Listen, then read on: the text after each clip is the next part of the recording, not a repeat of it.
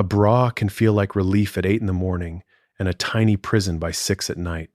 It can hold the body steady, make clothes fit better, help someone run, work, dance, or simply get through the day without thinking about every movement. But it can also dig into skin, leave red marks, cost too much money, come in the wrong size, and carry a quiet message that the body underneath needs to be managed before it is allowed outside. That is the strange history of the bra. One small garment has been sold as comfort, modesty, beauty, discipline, health, sex appeal, rebellion, and freedom, sometimes all at once. For some people, a bra is useful. For others, it feels expected. For many, it is both. And that is where the story gets interesting. Because the bra did not simply appear as a helpful piece of underwear. It grew out of centuries of rules about how women's bodies should look, move, and behave. If clothing history like this makes you look twice at what is sitting in your drawer, subscribe, because the most normal garments often have the strangest pasts. Think about the fitting room for a second. The awkward measuring tape, the confusing sizes, the straps that slip, the cups that gap. The underwire that seems designed by someone with a personal grudge against ribs. For a garment so common, the bra is famously hard to get right. That problem is not just bad shopping luck. It comes from a much older battle between the real body and the ideal body. Long before modern bras, societies already had opinions about breasts. They could be hidden, lifted, flattened, shaped, covered, displayed, praised, or shamed depending on the place and the period. The body itself did not change that much. The rules around it did. A woman's chest could signal class. It could signal modesty. It could signal sexuality. It could signal motherhood, youth, discipline, or respectability. That meant the clothing around it carried a lot more weight than fabric alone should have to carry. So before the bra became a product in a store, before cup sizes and glossy ads and sports bras, there was a simpler question underneath it all. Who gets to decide what a body is supposed to look like? The idea of supporting the chest is far older than the modern bra. In ancient Greece, women sometimes used bands of cloth or leather wrapped around the breasts. These were not bras in the modern sense. They were simple supports, closer to a strip of fabric than a shaped garment. Some helped with movement. Some flattened the chest. Some were tied to ideas about beauty, athletics, or modesty. The Romans had their own versions too. Mosaics show women wearing breastbands during exercise, almost like an early sports top. That image can feel surprisingly modern. A woman moving her body, wearing a band across her chest so she can train, compete, or perform without being held back by her own clothing. So the basic need was always there. Bodies move, fabric shifts. People want comfort, coverage, and control. But over time, support became less about movement and more about shape. For centuries in Europe, the garment that mattered most was not the bra. It was the corset. And the corset was not just underwear. It was architecture. A corset could stiffen the torso, narrow the waist, lift the bust, change posture, and create a silhouette that matched the fashion of the moment. It used layers of fabric, lacing, and stiff materials like whalebone or metal. In plain language, it was a garment built to train the body into a certain outline. For wealthy women, this outline could signal status. A tightly shaped waist suggested that someone did not need to bend, lift, run, or do heavy work. The body became a sign of class. The less practical it looked, the more elite it could seem. That is one of the darker patterns in clothing history. The people with the most status often wore the least practical clothes, because impracticality itself became proof that someone else was doing the labor. Corsets also carried moral meaning. A controlled body could be read as a respectable body. Straight posture, lifted bust, narrowed waist, and covered skin all became part of a larger performance of femininity. The garment was not only shaping flesh, it was shaping behavior. But corsets were complicated. They were not always the torture devices people imagine. Some were custom fitted. Some offered back support. Some women defended them because they were normal, useful, or even comfortable compared with the loose weight of heavy dresses. Still, the pressure was real. The ideal body could change, but the demand stayed familiar. Fit the shape the culture wants, even if your own body does not naturally make it. This is the thread that leads directly toward the bra. The modern bra did not replace a world where bodies were free. It replaced one system of shaping with another. Corsets started to look old-fashioned, heavy, and restrictive as women entered new kinds of public life. They worked in offices, they played sports, they rode bicycles. They wanted clothing that let them breathe, reach, sit, and move. Fashion changed too. Dresses became lighter, waists loosened. The old corseted outline began to crack. But once the corset lost power, a new question appeared. If the whole torso no longer had to be shaped, what would happen to the breasts? The modern bra was born during a moment when women's clothing was trying to breathe. In the late 1800s and early 1900s, dress reformers, doctors, athletes, and working women all pushed against heavy, restrictive clothing.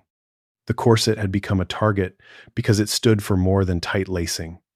It stood for a whole idea of femininity built around stillness, posture, and control. But getting rid of the corset was not simple. Fashion still expected a certain shape. Society still expected coverage, and many women still wanted support. So inventors began cutting the corset apart, almost piece by piece, looking for something lighter. There were many early designs. Some looked like chest bands, some looked like short corsets, some used straps over the shoulders. Some separated the breasts instead of pressing the whole torso into one stiff outline. The modern bra did not arrive from one single genius moment. It came from experiments, patents, sewing rooms, fashion houses, and women trying to solve a daily problem with the tools they had. One famous name often connected to the early bra is Corset Crosby, born Mary Phelps Jacob. In 1914, she received a U.S. patent for a backless brassiere. The story goes that she wanted something better under a sheer evening gown, so she used handkerchiefs and ribbon to create a lighter garment. It was soft, simple, and very different from a corset. That story is memorable, but it is not the whole story. Other inventors and dress reformers had already been working towards similar ideas. The bra, like many pieces of clothing, was not created by one person in a clean flash of inspiration. It was the answer to a pressure building across society. Women wanted movement, fashion wanted smooth lines, industry wanted products it could sell. Those forces met in the same small garment. Then World War I gave the shift extra force. Corsets used metal. During the war, metal became valuable for military production. In the United States, women were encouraged to stop buying corsets to save material. That did not single-handedly create the bra, but it helped weaken the corset's place in everyday life. A garment that had once seemed permanent suddenly looked wasteful, heavy, and old. The new bra fit the mood of the age. It was lighter. It worked under looser dresses. It matched bobbed hair, shorter skirts, office jobs, dance halls, and a faster public life. It seemed to belong to the modern woman. But this is where the story turns. The bra was often advertised as freedom from the corset, and in many ways, it was. It allowed more movement. It used less material. It did not lock the entire torso in place. For many women, that mattered. But freedom came with a measuring tape. As bras became mass-produced, bodies had to be sorted into sizes. Companies needed categories. small, medium, large, then bands and cups. Then more precise measurements that promised a better fit, but also taught women to think of their bodies as numbers. The corset had shaped the body from the outside. The bra industry started shaping expectations from the inside of the mind. A person could now stand in a store and feel wrong in a dozen different sizes before finding one that felt almost right. Too small here, too loose there, not lifted enough, not smooth enough, not the shape the dress demands. This was the strange trade. The bra helped free the waist, but it placed new attention on the bust. It made movement easier, but it also made measurement unavoidable. And once companies learned how much anxiety could be attached to fit, beauty, and size, the bra stopped being only an undergarment. It became a business built around the body people had, and the body they were told they should want. Once the bra became a business, it began selling more than support. It sold shape. By the 1920s, fashion favored a flatter chest. The popular silhouette was straighter, younger, and less curved than the hourglass shape of the corset era. Some bras compressed the bust instead of lifting it. The fashionable body had changed, so the garment changed with it. Then the ideal changed again. In the 1930s, companies began promoting cup sizes more seriously, helping turn the bra into a more technical product. The promise was simple. Better measurement would mean better fit. And sometimes it did. But it also created a new language for judging the body. A, B, C, D.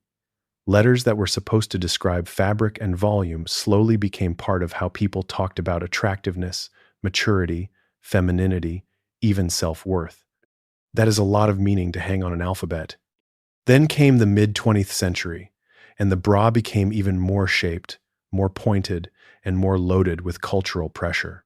The bullet bra, with its cone-like cups, created the sharp bust line seen in film, advertising, and popular fashion. It was not subtle. It turned the chest into a statement. Hollywood helped spread it. Magazine ads helped normalize it. Department stores helped sell it. The message was not just that women could wear a bra. It was that the right bra could make them look properly feminine. That word, properly, is doing a lot of work. Because the bra was increasingly tied to being grown up, respectable, attractive, and presentable. For young girls, the training bra became a strange rite of passage. It was not always about physical need. Sometimes it was about preparing the body for public judgment before the body had even finished changing. Many people remember that moment clearly. The first bra, the embarrassment, the jokes, the feeling that something private had become visible to everyone. A garment meant to cover the body could also announce that the body was being watched. Workplaces added another layer. In many offices, shops, schools, and public spaces, not wearing a bra could be treated as unprofessional, distracting, or inappropriate. The rule was often unspoken, which made it harder to challenge. Nobody had to say the body was being policed. The reaction said it for them. So the bra sat in a strange place. It was hidden under clothing, but its absence could be noticed. It was private, but it carried public consequences. Advertising made this pressure sharper. Bra ads promised lift, separation, smoothness, youth, confidence, romance, and control. They often spoke as if the body was a problem waiting for the right product. Too flat, too sagging. Too large, too small, too natural. Too visible, too wrong. And there was always another solution to buy. This is one reason the history of the bra can feel dark. Not because every bra is bad, not because support itself is the enemy. For many people, support is comfort, mobility, pain relief, and confidence. The darker part is the way a useful garment became tangled with shame. The shame of not filling it correctly. The shame of needing a larger size. The shame of needing a smaller size. The shame of straps showing. The shame of nipples showing, the shame of aging, sagging, growing, changing, or simply having a body that does not behave like an advertisement. And that shame was profitable. Companies could sell padding, minimizing, lifting, smoothing, training, correcting, and reshaping because they were not only selling fabric, they were selling the feeling of being acceptable. That pressure did not land on everyone equally.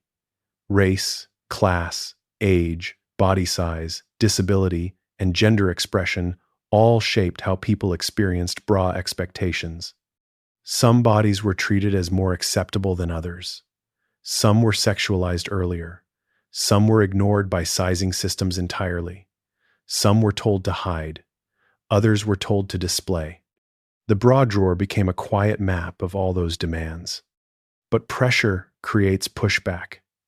And by the time bras had become symbols of beauty, respectability, and control, they were ready to become symbols of anger too.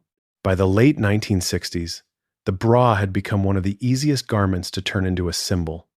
It was small. It was intimate. It was tied to beauty standards, advertising, sex appeal, workplace rules, and the pressure to look acceptable in public.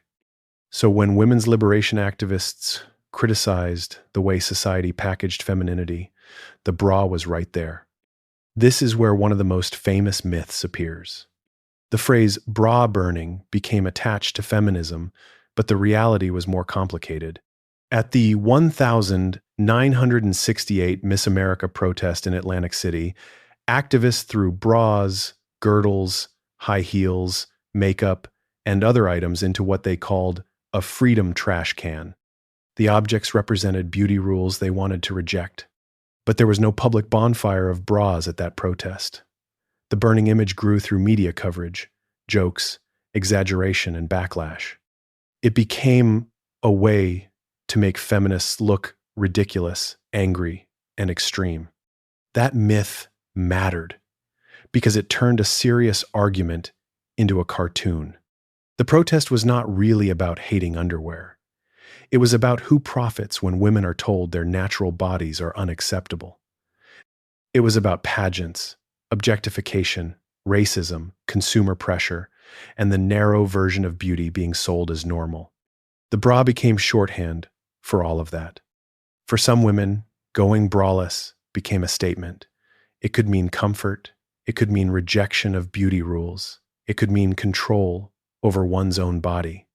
But it could also bring judgment, harassment, or punishment at work and school. The choice was never as simple as wearing one or not wearing one. That is the recurring pattern in the bra's history. A garment can be useful and still carry pressure. It can support the body and still help police the body. It can feel freeing to one person and restrictive to another. Then, in the 1970s, a new problem pushed bra design in a different direction. Sports. As more women entered athletics, ordinary bras were not enough. Running, jumping, and training required support built for movement, not just appearance under clothing. Early sports bras were created because active bodies needed something practical, not decorative. That changed the meaning of the bra again. The sports bra was not mainly about shaping the body for someone else's gaze. At its best, it was about letting the body do more. That might sound simple, but it was a major shift. Clothing can limit movement, or it can make movement possible. The sports bra helped more women participate in exercise with less pain and less self-consciousness. Still, the industry did not leave pressure behind. Fitness culture brought its own beauty standards: thinness, firmness, youth, and the right athletic body became new ideals to chase. Even comfort could be marketed through insecurity. In recent years, the bra has become more personal and more contested. Some people want underwire and structure. Some want soft bralettes. Some want binders. Some want sports bras. Some want adaptive bras that are easier to fasten. Some want inclusive sizing that actually includes them. Some want to stop wearing bras entirely. And every one of those choices says something about the larger history. The bra changed everything because it followed women into almost every major shift of modern life: work, fashion, war, advertising, feminism, sports, medicine, sexuality, and identity. It changed how clothes fit. It changed how bodies were measured. It changed what people expected a proper body to look like in public. But it also reveals something deeper. The same garment can mean comfort and control.